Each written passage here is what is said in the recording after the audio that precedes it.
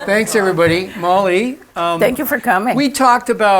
Thank you so much. We talked a couple of weeks ago about having conversations with artists because we're in this hothouse, and it is indeed today a hothouse, of artists who, have a chance to exchange ideas and hear what their points of view are. And Molly, I wanted, before you leave town, because you're just starting previews today, and I saw your show in final dress rehearsal last night, and it was a beautiful production, I have to say.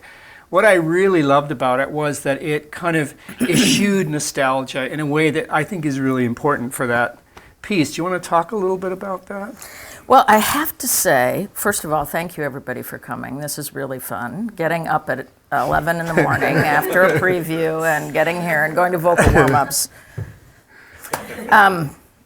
When Jackie talked to me about directing this, I just went, oh God, I don't know. It just has such a veneer of, it's like it's layered in sweet icing. Yeah.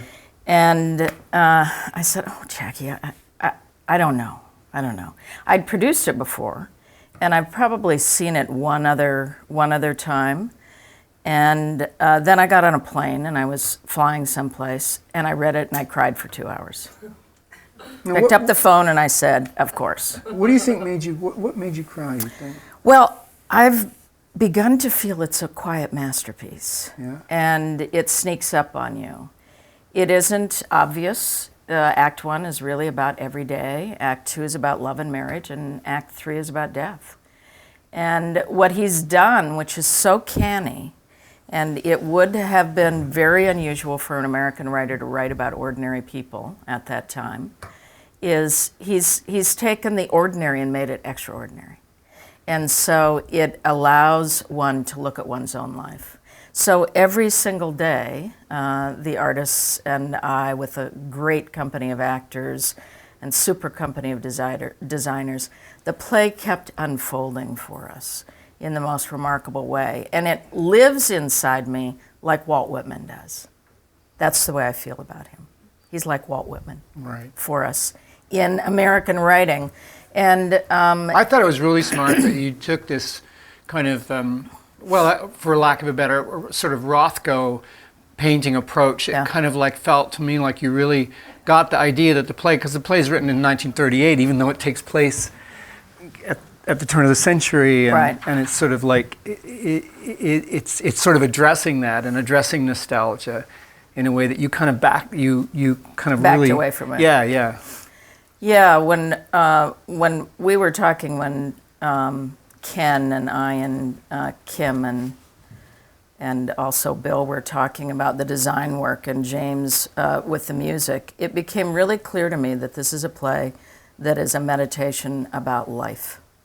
And because it's a meditation about life, and because this is a small community, very much like Niagara-on-the-Lake, or Juneau, Alaska, where I'm from, or Yakima, Washington, where I was born, the people in it are not particularly interested in culture, but what they are interested in are the birds and the sunrise and the sunset and the most extraordinary beauty we have in the world, right, which is the natural world. So finding a way through to that, so that with the simplicity and kind of the profound look that Ken has created with the just the starkness of the white, and then with Kimberly talking to her about how these are emotional landscapes, what we're seeing, so that the audience is really allowed to conjure up their own story. Because I think the play is being created in the space between the actor and the audience. Mm-hmm. That's where the real play is happening. And people are responding to it. Some people are really responding in Act 2 in terms of the wedding that happens in Act 2. Other people respond immediately. And one person came out and said to me last night, I knew what was going to happen from the very beginning, and I just completely went with it. And I just knew at every turn of the way what was going to occur, and it didn't matter. Well, I said to you last night, to me it has that DNA of like It's a Wonderful Life, Yeah. where I can't watch 1 second of that show without crying. It doesn't even matter what part of that show it is. It could be on, you know. Yeah. And that reminded me Yeah. of that, because when it started, I was already Ready. But what I loved about what you did was you took me out of that emotive state, and I followed the intelligence of Thornton Wilder, what he's trying to do, which is to address, like, this place never existed, did it? Grover's Corner. It's just it's a place in the imagination. Yeah. Although he was a walker. So Right. what he would do is he would walk and write 15 minutes of text. He would Really? walk and write a scene. So it's at the McDowell. That's part of the place where he wrote a lot of it, which is near Petersboro. And that is partly based on where Grover's Corners would be. But as some of the actors pointed out at the beginning of the play, when Ben, who's the stage manager, starts giving the coordinates of where it is, it's really someplace out in the ocean. Right. So Thornton wasn't particularly Now I found this mug in clarity. the green room for your tea, and it's from the University of New Hampshire, 1923. I don't know where it came from, but it's so weird. Thank you, Morris. I'd like some tea. But you know, I think the other part of it was one of the reasons why I wanted to direct this Right. is because of the acting company here. And because this is an acting company who, they get to truth. They just get to truth. There's a no bullshit meter about them. And because of that, I knew we wouldn't go to the sentimentality.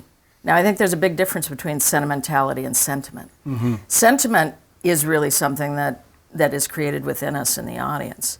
It isn't something that the actors can bring to us.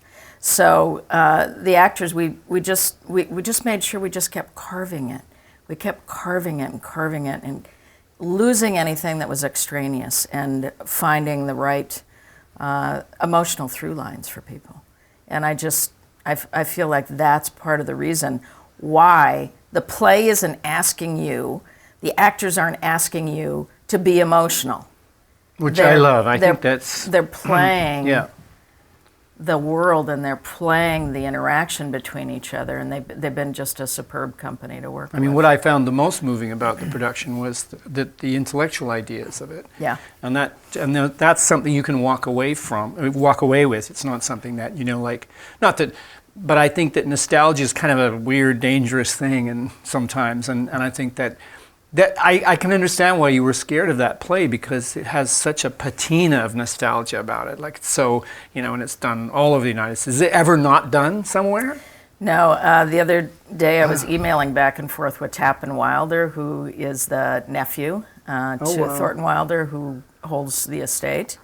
And he said, I think it's done at least 3 times a day in some place in the United States. So I mean, imagine how much that is.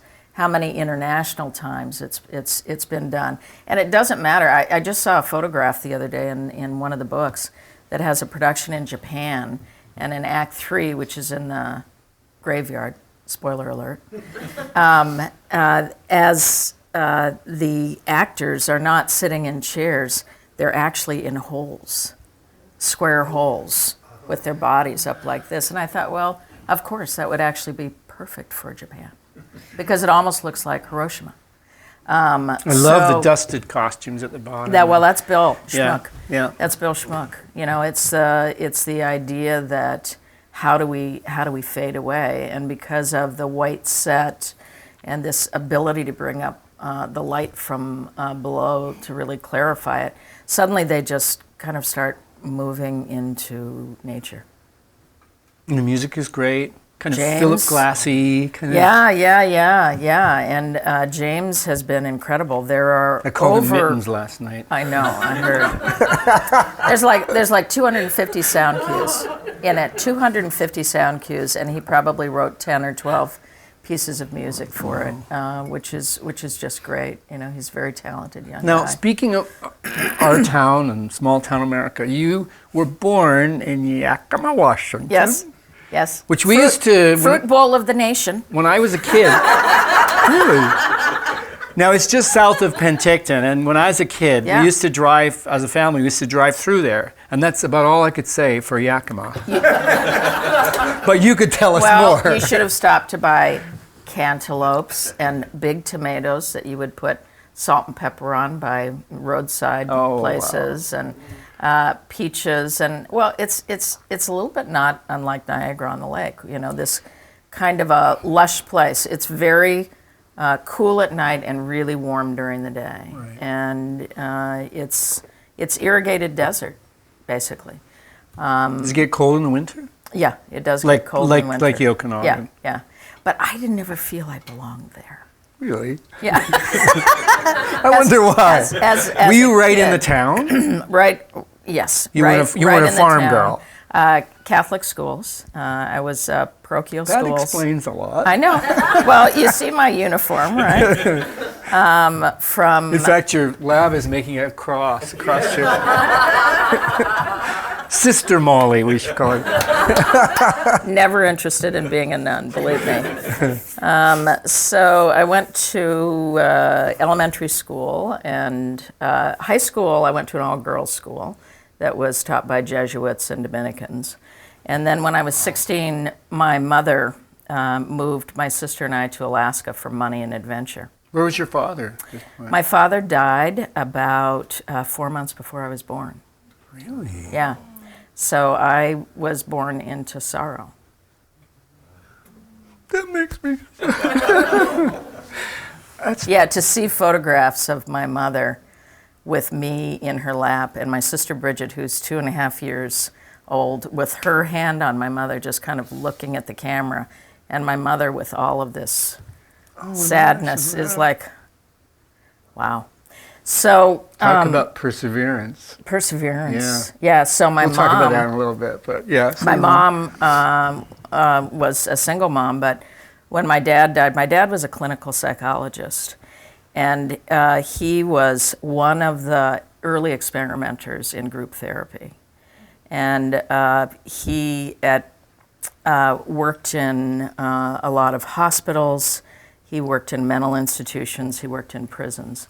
And later in my life, I did 2 out of those 3, working in mental institutions and prisons as well. So in a funny way, I've always felt that I have continued my dad's work, because being a director is really about group work. It isn't therapy, but it can be therapeutic. You know, I don't think that's what it is. Sometimes it's therapy. Sometimes, but hopefully for oneself and not being busy with anybody else. I think this is what's going on. And my mom was a social worker with a specialty in adoptions. And when he died, they were in Lexington, Kentucky. He was 33. He was very, very young of a heart attack. But he sounds like he was incredible, a real leader. When he was in the military, he was in all 4 of the armed forces during World War II, because he got bored in them. And somehow he was able to move around. And he said at one point he realized, because he had an ability to lead, he could lead for goodness or ill. And he made the decision to lead for goodness. Isn't that interesting? We talked about that the other day. And all these young kids were, being faced with Hitler at that time, because he was a young man. And so he made that kind of decision in his life, and, he became a clinical psychologist and Poor died mother, at a young she must have been age. so heartbroken. Well, she was 30. They'd been married for 3 years, and they traveled. She brought him back on a train from Lexington to Yakima, Washington, with her daughter, her 2-year-old daughter, pregnant with me. He was in the back, right, in his coffin. She kept going back to check on him to make sure he was all right, or that he hadn't woken up. I mean, it's just really, really, really hard. So you hung around in Yakima for how long? 16 years. And my grandma also took care of us, and my grandmother had been an actor as a young woman, and really wanted to go to New York to be on the stage. But at that point, being an actor was akin to being a prostitute, right? Or somebody who was a loose woman. And so she made a decision to marry this young, up-and-coming lawyer. And after she was married, about 6 months later, her parents said to her, "Catherine, we've never understood why you didn't go to New York to really become an actor. You were so wonderful on stage." And there's an Our Town story for you. That's a great Our Town story. And she was about, I think she was about 19 at that time. My grandfather came from a silver and copper mining dynasty family. Really, really interesting, from Montana. And they didn't start out that way. My great-grandfather came to this country as a young man because his family died at a wake, his mom and dad in Ireland. So he came to work with an uncle in the mines, first in Idaho and then in Montana.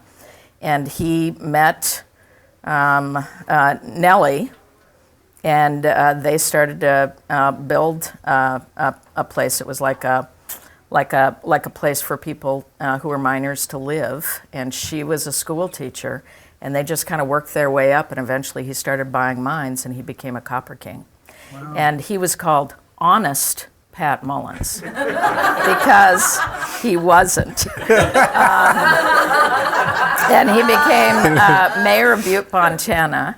And one of my favorite stories about him is he loved Teddy Roosevelt, and Teddy Roosevelt had never been west. And so he went cross country, and he said, I want to have you in Montana, and he agreed to come. And he had silver menus embossed in copper, right? A big dinner for Teddy Roosevelt, and Pat Mullins, Honest Pat Mullins, was really tall. He was big. He carried in the Rough Rider, Teddy Roosevelt, under his arm like a rag doll, into the screams of miners and all the people there. And he eventually took all of his money and moved to Yakima, Washington, and built 4 hotels by the railroad, because he said, the railroad will never die. He hadn't thought about planes. But my great-grandmother, who is really interesting to me, she was quite a powerhouse.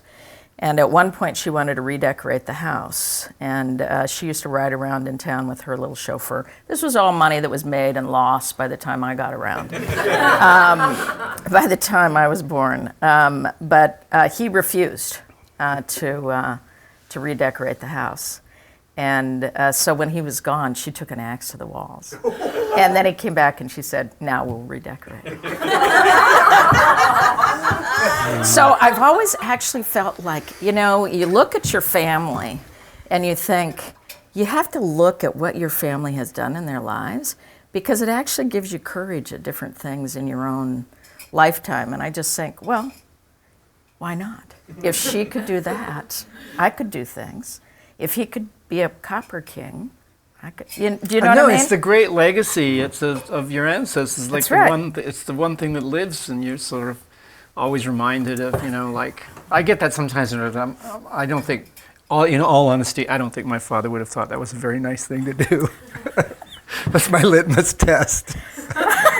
And does that then make you go, well, I'm going to do it anyway? That's because my mother would have done it anyway. Yeah. But that's the struggle you go on. Exactly. What are we born into? Yeah. My partner Suzanne talks about that all the time. What are we born into? Because we can't fight that. It's in us already. Well, we can fight it. We can fight against it and go in an entirely opposite direction, or we can go with the flow of the ancestors.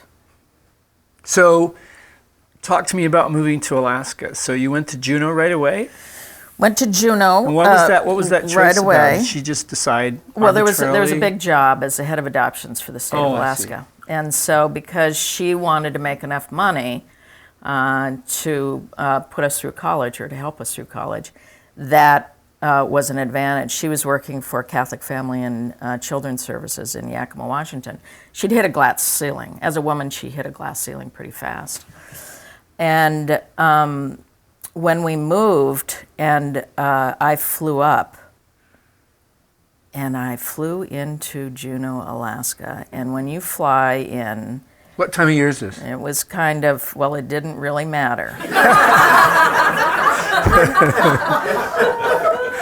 It rains 10 feet a year there, which is a lot of rain. 10 feet? 10 feet a year. Yeah, it's a northern rainforest, which is it's very unusual, right? Most rainforests are southern. This is a northern rainforest. Like Haida Gwaii, sort of like. Like what? Yeah, the Queen Charlotte Islands. Like, Oh, yeah, okay. yeah. Okay. Yeah. Well, it probably is on one of the same bands there. Anyway, so you flew in, sorry. Flew in and got out, and it was rainy, and it was depressing, and there was this really ugly mall. And you fly for like 2.5 hours over just mountains. There's so many mountains in Alaska, they don't have names for them all, right?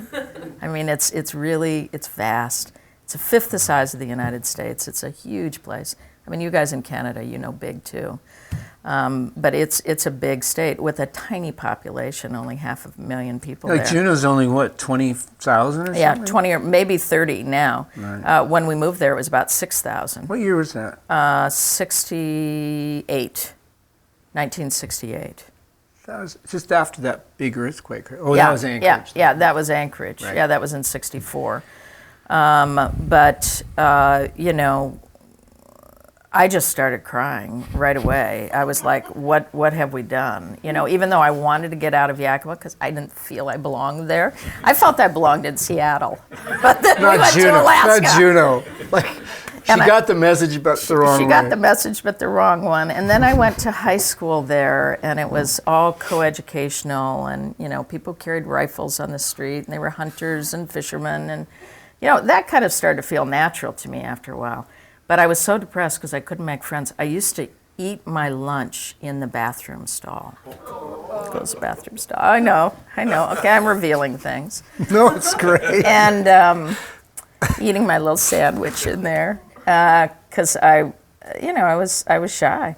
I was just shy. And then I started to meet people that I really liked, and I got into the debate club, and I started acting and doing all those things that I'd done before. And then I met the man that I married. I met him when I was 16. Billy Ray. Yeah, Billy Ray, who I was with for high school, college. We married when I was 21. We were together for 19 years, and he's had a big impact on my life. He's a painter. So I met him. That changed, and then I fell in love with Alaska, probably within about 5 or 6 months of being there. I fell in love with the boldness of it and the huge mountains and the fact that in Alaska, you're always aware of what's larger than you. For me, through nature, you're always aware of your own size in it, and it makes you both small and large at the same time. And in Alaska, everybody says yes. You want to try this? Yes. You want to try this? Yes. I love yes. Well, yeah, because I don't like no. Well, you got to think that first of all, they ended up there. Well, they ended up there, and so they got to say yes about that. Yeah, and most of the time too, if you're asking about something, it hasn't been done there, so people do say yes. You know, and I found that when I was on the East Coast, it was really about saying no. So for me, the West Coast is how do you make history, and the East Coast is how do we fit ourselves into history. It's interesting. It's oil and water. I actually like the combination because I think it's almost like both sides of the brain. You know, Alaska's just go, and someplace like Washington D.C. is think it through strategically. But you know, so it's nice to have that. You feel that in Europe too. Like I lived there in London for 2 years, and you feel like coming from Canada, here people are reinventing things a little. There, they're trying to they're struggling all the time with their own history. We don't really have any, so. And it's great. Yeah. It's great. Yeah. I mean, I find that very, very freeing. Right. Yeah. And so, when did you? So you became interested in theater like in high school? Were you acting? Probably even younger than that. Were you good in grade were you a school. good actress? Well, I did perform in the Happy Journey, which is a Thornton Wilder play, and I played the mother, and I won the award in Yakima, Washington for Best Actor. I was a little young for the role, I must say. I was 15, but I think I wise must have been enough, must have been terrific in it. And then I Did you get a little thing? Anything? yeah, but I don't know where that is. I'm sure it's somewhere. And then, I used to do a lot of acting in little plays in grade school, and then I joined teen theater in Yakima, Washington. And then when I went to Alaska, I continued acting. So you can't have been that shy. Maybe you actually liked eating on toilets.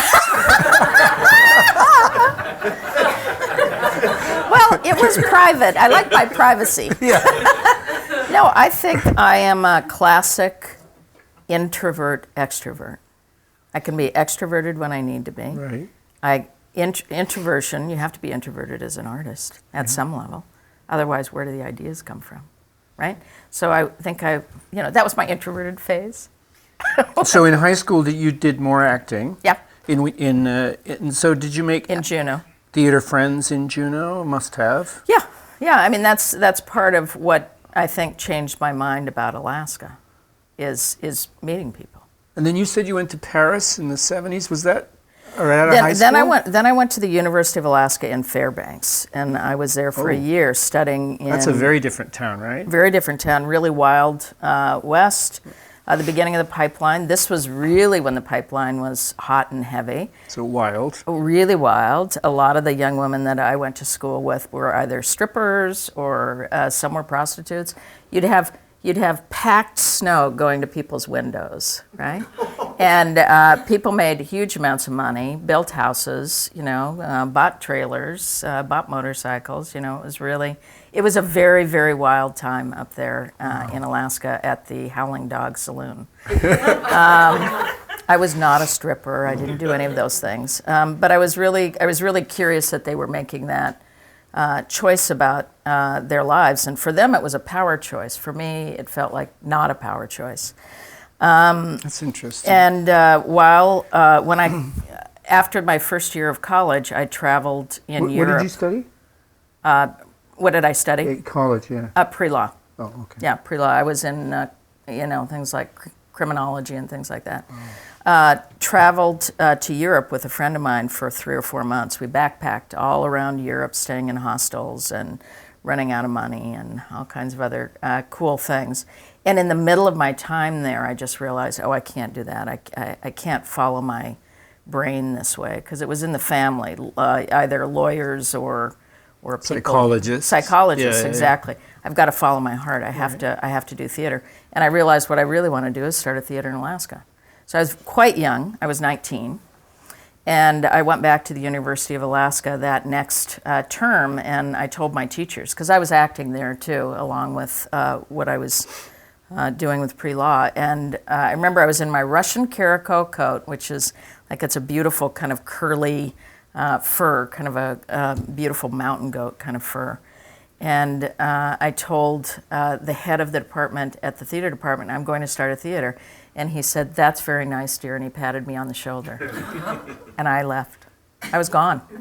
So got into Catholic University. Okay, you want a funny story about that? Yes, please. Okay, I was a very bad student. A very bad student.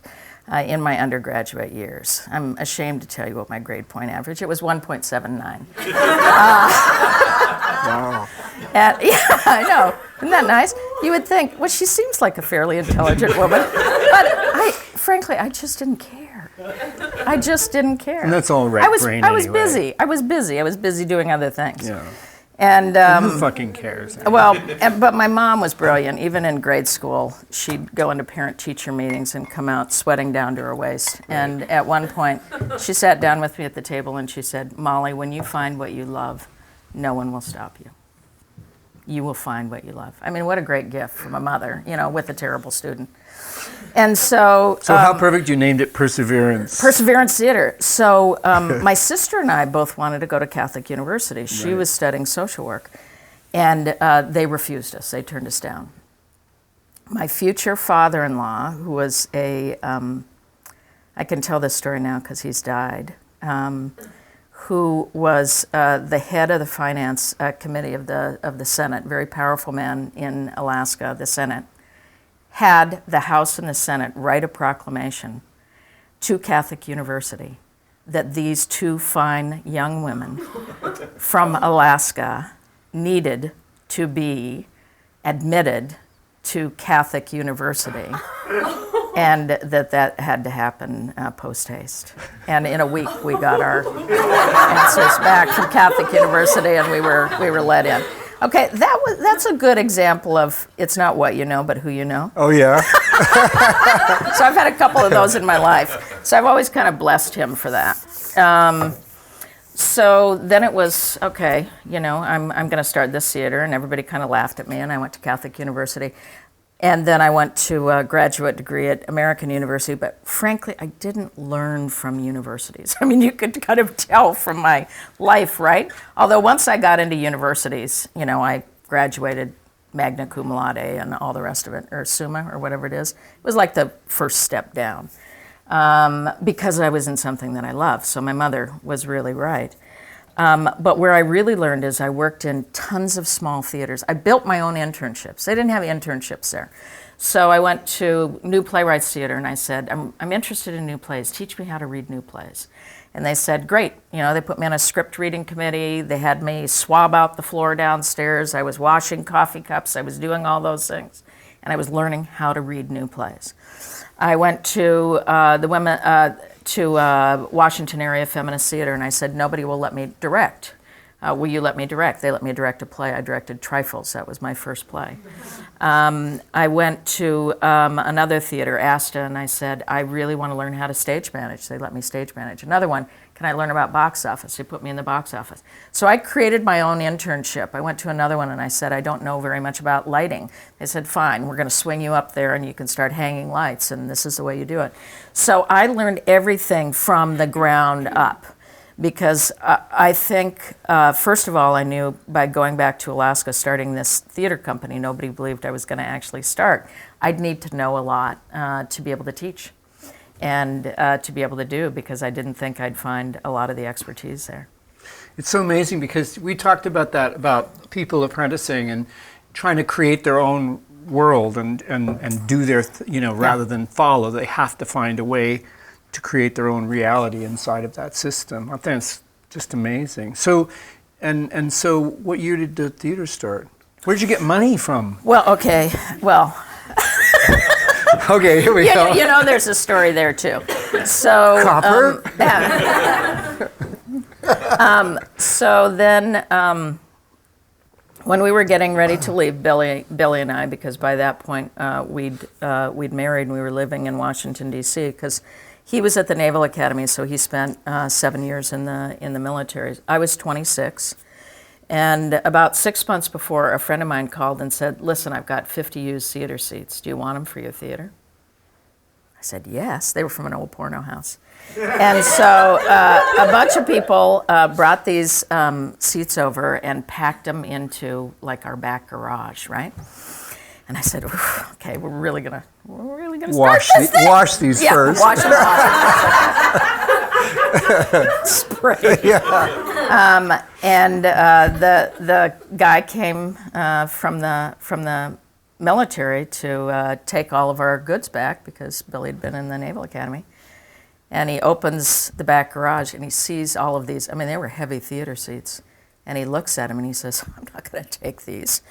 And Billy said, "Well, go ahead and, go in and, call the military." And the guy called and they looked up the application and they said, "It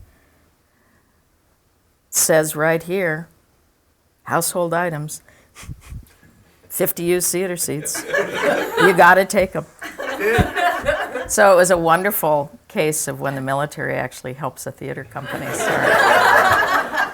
So then... It might be the only case. might be.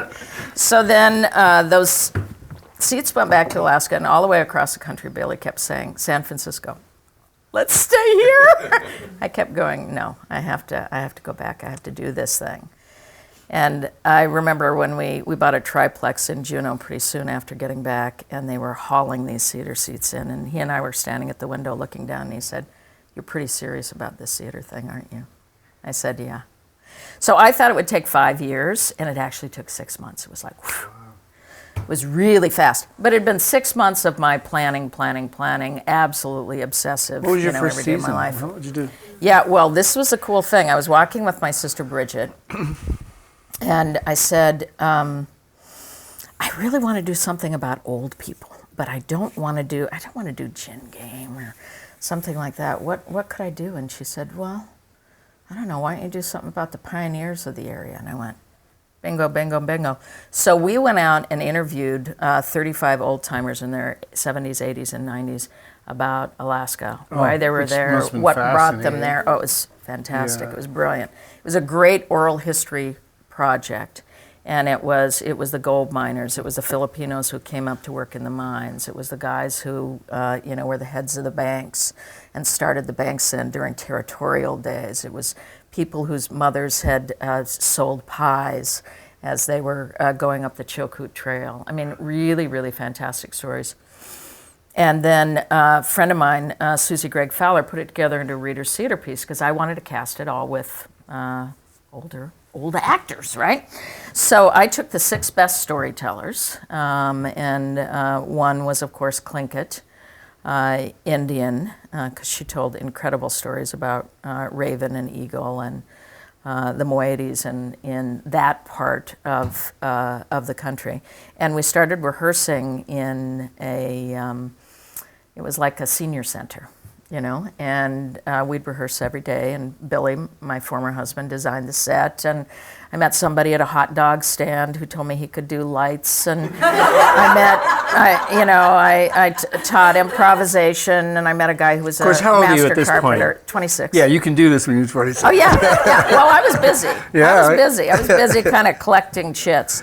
I met a woman that my mother forced me to meet because she said, I think you're going to really like her. And I was like dragging my feet, kind of like with Our Town, dragging my feet. Oh, yeah, fine, I'm going to really like her. She's now my best friend. She really became like the head of stage management and finance at Perseverance Theater. So I met all these people, and we were going to make this play, and everybody kind of joined along. They kind of got the idea of by and about Alaskans, which was the idea that I wanted for this theater.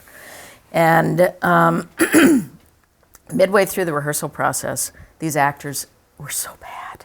And I just thought, oh, we're going to get run out of town on a rail. This is never going to work. We'd rented this church social hall to put it on, McFeeters Hall. I thought, oh, I'm desperate. This is so friggin' embarrassing. This is going to be really, really bad. And the first night of the performance, we set up 50 chairs. And I had forgotten why I cast them in the first place. They were brilliant storytellers. Brilliant storytellers. And they just opened up to that audience, and the audience just plotzed on the floor.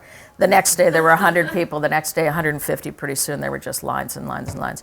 It eventually ran like 300 times. There's a documentary on it. It built the theater. So I think whatever you do, the first thing that you do, you need to do something that is absolutely powerful about that place if you're starting a theater. Absolutely says who and what you are. And we kind of, Tell me about the name Perseverance. Where'd that come from? 2 different places. The obvious place is Perseverance in order to do what you do, and a particularly rich gold mine in Juneau. So I liked it because it was both. Because, theater is about art and butts in the seat, right? It's art and commerce, always, always. So this idea that it was about finding a rich gold mine and also perseverance, which you have to have great perseverance to do great art. So that combination. And then Billy designed a phoenix for it, and that's still the logo. The theater's still going on. It's about 36 years old. They're going to build a You had about 15,000 subscribers or something. No, in D.C. we do. Oh, at DC. Arena. Oh. No, in Juneau. Oh, you could no. There are only 15,000 Juneau, people there's in Juneau. probably 1,500 subscribers, Right. which is which is great. So we did a lot of work written by Alaskan writers. We eventually toured around the state. While I was there about 80 times. So we were out in Kotzebue, we were out in Chivak, we were out in Tooksuk Bay. We would travel in beaver planes, which are old military planes, right? All the actors with all of our gear in the belly of the plane, and or we'd go out in old fishing boats and travel to fishing communities, because there's no roads in or out of Juneau, so you have to either fly or take a boat, and that's what we did. So after about the first year, I started just popping people on ferries, and we would just go. So it would be like a piece of the moon coming into this community for 2 or 3 days, and the actors would teach workshops, and there'd be big community potlucks.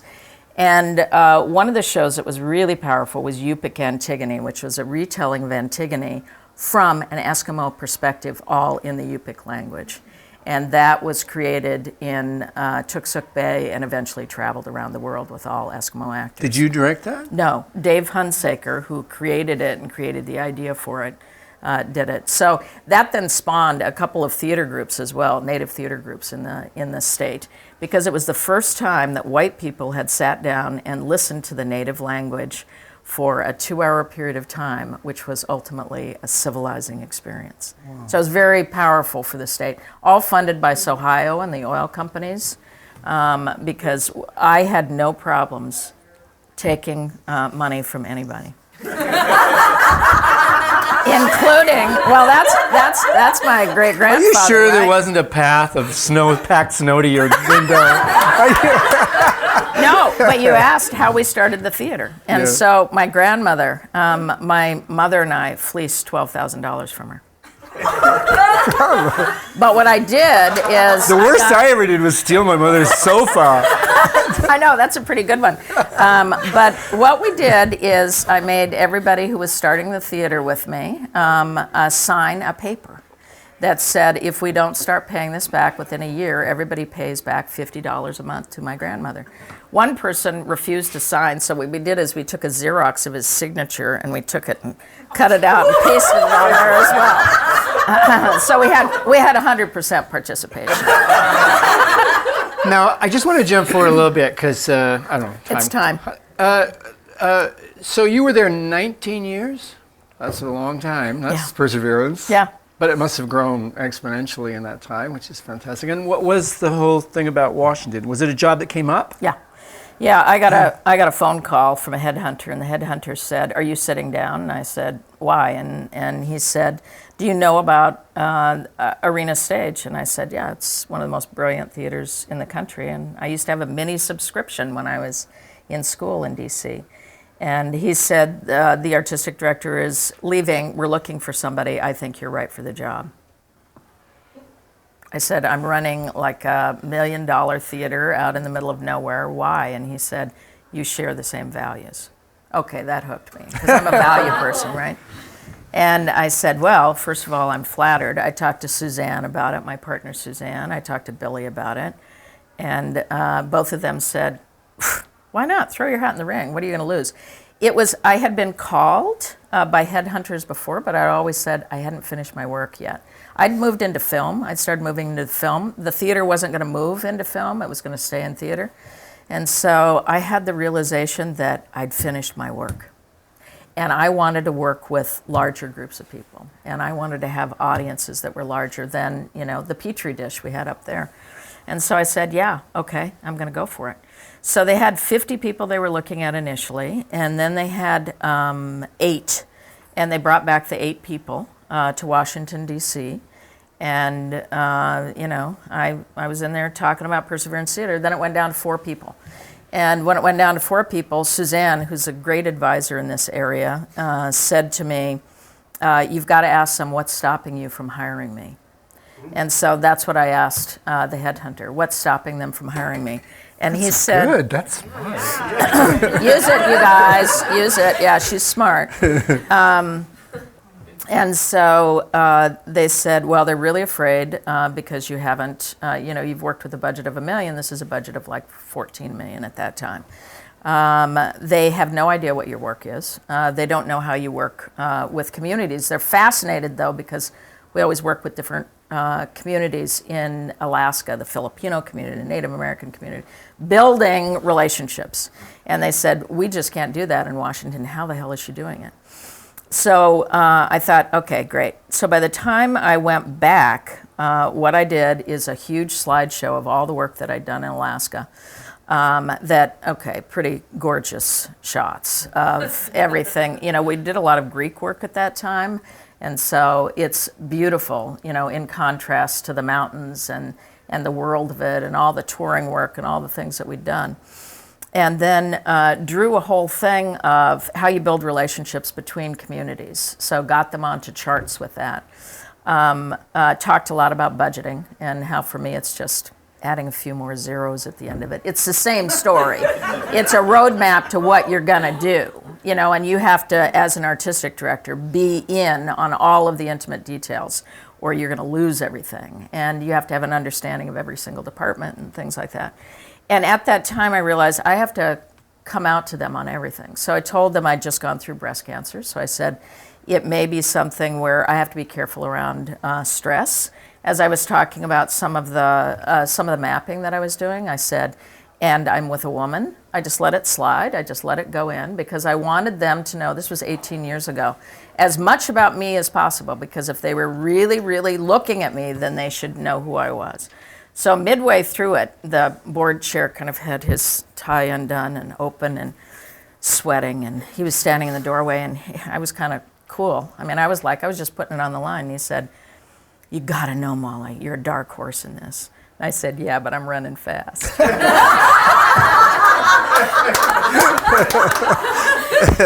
And one of the board members at one point, Suzanne, said to her, oh wow, when Molly came in for that first meeting when there were 8 people, was she really good? And she said, not so much. She said, but the second time, she was everything. So it was a great example of ask the right question, you may get the answer. And you got a room full of actors now who are going to ask, what's stopping you from casting me? It's a great question. It's a great question, and I've had actors ask me that question before. Is it something that, where I need to work more vocally, where I need to work more physically? Now, can I go back a little bit? Because you were with Billy. Yeah. Billy Ray. Mm-hmm. And then you were with Suzanne. Yeah. So can you talk about that transition? Yeah. Well, I've had a big life. Yeah. You sure have. I've had a big life. And Billy and I were together for a long time, and we started pulling away. It was just clear we were separating. He's a visual artist. He was spending more and more time in Germany. He's an abstract expressionist. And it was clear that what that world was changing. Now, Suzanne, 12 years before I fell in love with her, she interviewed me at a radio station. And when she interviewed me, it was when I was just starting the theater. And she says she immediately was smitten. And I almost immediately, a day or two later, asked her if she wanted to come and do some producing at Perseverance Theater.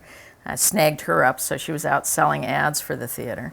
And I remember one night, maybe a month or two later, we were playing pool, and she said to me, I think I'm falling in love with you. And I said, oh, that's very nice. And I'm really, really complimented by that, but forget it, I'm married. I'm not into it. And it wasn't really until Billy and I were in another place with each other that all of a sudden Suzanne, and that was very dramatic in Juneau, Alaska. That was very, very dramatic. Now, did you like call her up, or did she Suzanne? What do you mean, call her up? Well, when you and Billy were like falling apart and all that, not falling apart, but going apart. Like, did you call her up, or did she just show up? Oh no, we had been good friends forever. I see. So it sort of forever evolved. Yeah, it all evolved. Right. It all evolved. And Billy and I are still really close friends. Suzanne's really close friends with him. We worked to save all of those relationships, all those family relationships, all the family relationships with Billy's family. So, Billy was at our wedding, taking photographs. So we just, we have kind of this This big is around. This is extended like family. the late '80s. we're talking kind of? This would have been 1990. Right. 1990. So now I've been with Suzanne for 26 years, and we got married about a year ago. So I've had these two major relationships. Say in my who life. married you. Oh, Ruth Bader Ginsburg. So, and That's pretty amazing. I just asked her. You know, she comes to Arena all the time. I know her. I've always loved her. Okay, she's like major hero for me in the women's movement and what she's done, because she's done more as far as women's legislation than anybody, because she's so strategic. That's what she did as a lawyer. She actually argued 6 cases in front of the Supreme Court. She only lost 1, but they were all around women, but the way she went to them was through men's rights. So she got men's rights, then you had to get women's rights. And just canny. And so I sent her a note, and I just said, you know, would you ever do this? You know, I knew she'd married somebody else before, too, in a same-sex relationship. And next post came back and said, I'd be absolutely delighted. I was like, so, but just to show you how interesting she is, about 2 weeks before the wedding, she happened to be at something at Arena, and she looked at me and she said, where are the vows? This is Ruth Bader Ginsburg. And I said, I'll have them on your desk tomorrow. I said to Suzanne, we gotta finish those. Now, I wanted to ask you, because with your kind of acute political mindedness, I would have to say, and you organized even a big rally against guns in Washington recently. Yes. You direct a lot of musicals. And I'm just wondering, talk to me about the connection between those two things. I think musicals are the most subversive form of theater that we have.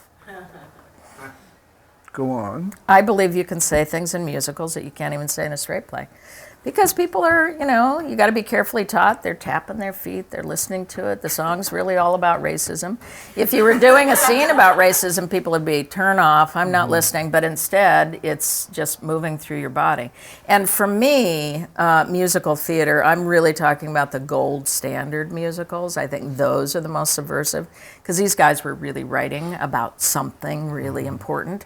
There are new writers that are coming in now that are doing that as well. But I love to take those great musicals and just fill them with ideas. You did an amazing production of Oklahoma that I saw at the Fitchlander, and about 4 years ago. Yeah, 5 and years ago.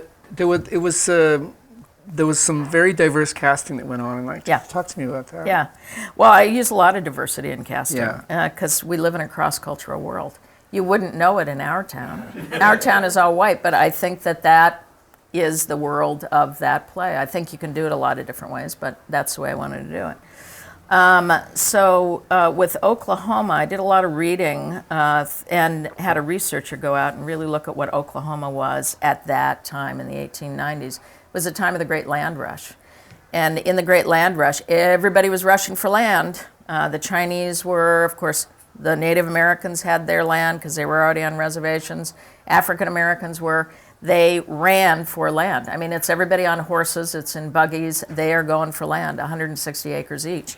So what you had in Oklahoma were very diverse settlements, but it would be like a Chinese area, or it would be like an African American area. And what I did is modernize it by crossing the cultures. So I took it to what our world is now. But I took it from the antecedent of what Oklahoma was at that time. And that was very, very powerful for people. And I just had really kick-ass choreographer, Parker Essie, who you all know, who's very, he's Western with me. He's Texan, and I'm Alaskan. And so a lot of the choreography was just really, and I said to him at Plus, one point, you do these in the round, which is do them in the round. amazing. Do them in the round. Well, you have to reinvent for the round anyway. So right away, okay, we're in a different world. So Parker would do things like, well, maybe we should get him in real cowboy boots. I said, real cowboy boots? Let's do it. So we had people, breaking the boots and working them in such a way so that people could really use them. And it was like a really muscular production. It was. Yeah, it was fun. It was fun, and that then came back at Arena. That was also the start of Arena. Eugene Lee designed it, and I said it has to be. It's the making of a state in Oklahoma This is our first production in our new center. Also going back to pure gold, I knew it had to be something great and right. This has to be the making of the new arena. And so he did it all with kind of, blonde wood, and he put the orchestra up in the audience, so we kicked out like 40 seats. It was about the building of arena and also the building of Oklahoma. You inherited 2 theaters and turned it into a gigantic. Yeah. With the help of Bing Tom, Yeah. Canadian architect. Yeah, Canadian architect. I have a long through line with Canadians. You do. With the writers in Canada, with the Shaw Festival. We met in Banff. We met in Banff 30 years ago. You were working on Democracy with John Yep. Morrell. Yep. Yeah. Yep. I read one of the parts. Yep, and you were great. But you did not cast me. Can I ask you now what stopped you from casting?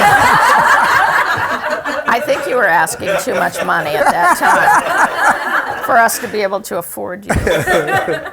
But you do have a great connection with Canada. Like, the arena is amazing. Like, Edgar Doby's there, who I acted with at UBC. And Ian Poole. Yeah. Ian Poole is there also. He's our, what's it called, managing. You've not invited managing Jackie director. down a couple of times. Jackie, right? yep, and you. Paul Sportelli, me. Yeah, that we was probably a premiered mistake. Shoplifters. We had a blast. Yeah, it was Paul really Sportelli. fun. Yeah. Great theater. Yeah. So and we had Ken. now you had to close that theater for like a whole year to build. No, we closed it for 2.5 years. So I loved this. Okay, I loved being nomadic. See, that's very Alaskan. See what I'm doing? I'm rubbing my leg. I get really excited when it gets difficult. And everybody else hated it. They hated it. So what we had to do is look for theaters within a 30-mile area. And finally, a friend of mine said, "Okay, listen, we've got this place. It's in a hotel. There's a space downstairs in the hotel that's a lecture hall." Went in with our producing director. I said, "Can this happen?" And he said, "We could do a platform stage in here," and it had seats for about 400. And then downtown in Washington, the Lincoln Theater that was part of Black Broadway had basically been shuttered for years.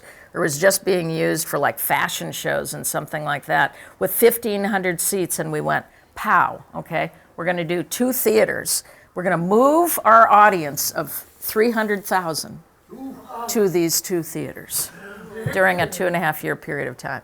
That's where Arena Stage... You just love that. I love it.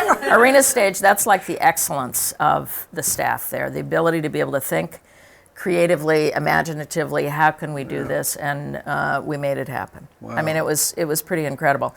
And it actually made our audience, more rough and ready. So when everybody was coming back 2.5 years later, it was like coming back to the mother lode, right? Everybody was like, yay, we're back. And oh, yay, wow, what happened?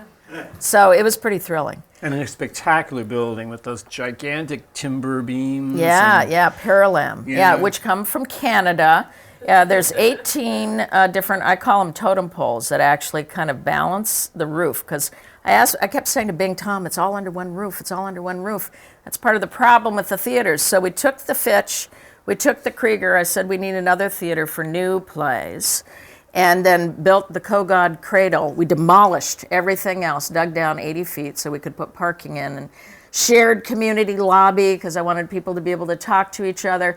Kept all the set and props and everything else in the spaces, which was crazy. Had big fights about that. Everybody wanted to put them in warehouses. I said, no, it's all under one roof. So Bing Tom came in one day. It was a second design. One big roof, big glass wall around all 3 theaters.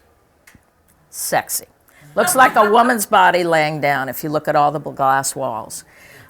We went from 80,000 square feet to 200,000 square feet. What was the bill for that? Bill for that was about $130 million, which everybody tells me, cheap, cheap, cheap. They said, this is cheap. We didn't go over cost at all, which was incredible, but we broke ground in 2008, the beginning of the recession. So there was some of that money that we hadn't quite raised, so we're still powering through that now.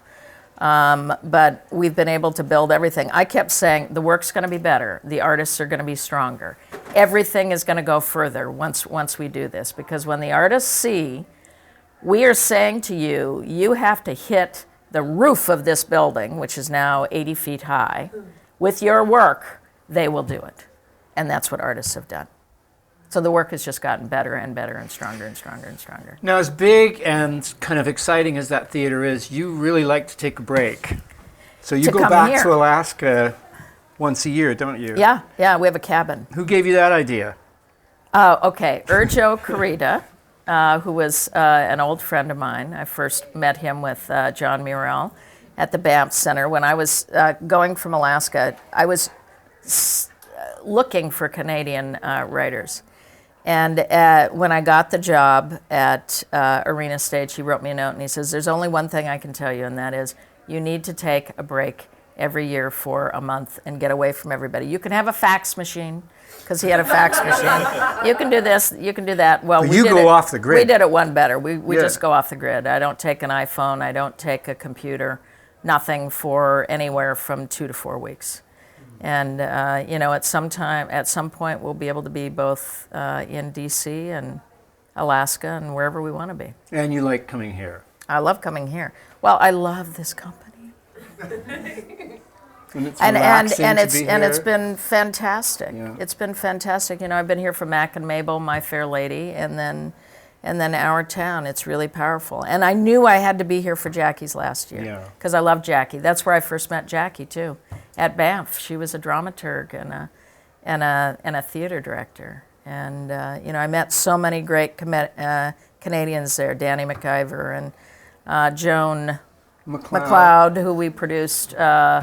Migos Blue Guitar. Yeah, Migos Blue Guitar. We did Tremblay. We've done Judith Thompson. We've done a lot of Canadians. How long do you think you'll be at Arena Stage? I don't know. They want to give me a large contract, long-term contract. So it's not signed on the dotted line, so I can't get really specific about it. But Suzanne and I talk about it all the time. But I'll know when it's ready to go. And it'll be when I finish my work. But this has been the great partnership of my life to be with Suzanne, and I'm so happy you guys have a chance to get to know her, because she's one of the great human beings in the Great you world. could come up and spend time here, too. Yeah. It's been really good talking to you. We could probably do this for another hour. Yeah, we could. Oh, wait. We're not done. You want to take a photo? Yeah, here, that's from Ken.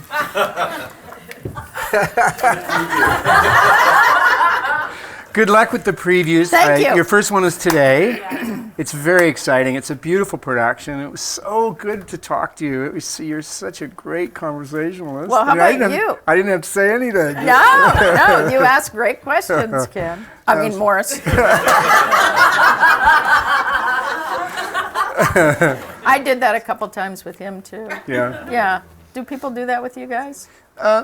Yeah, but I don't mind. It doesn't matter because we're interchangeable anyway. Yeah. Well, people do that with Suzanne and I, too. Yeah. Yeah. No, it's sort of sweet. So. Morris, Yeah. can anybody ask any questions? Yeah, like I'm sure something. yeah, in case you have like anything you want to ask.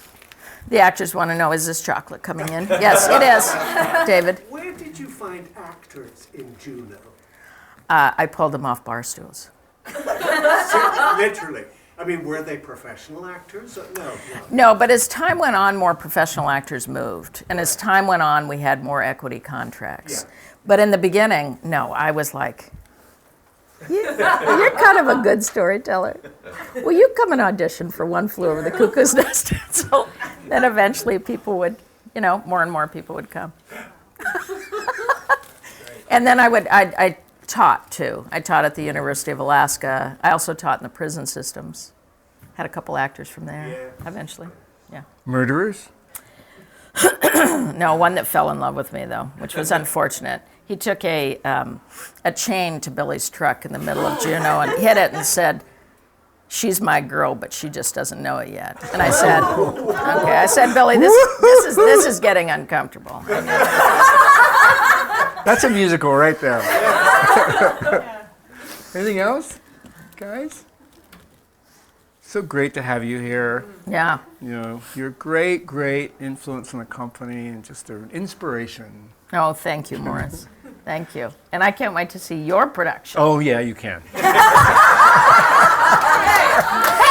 Diana's here. Thank you, guys.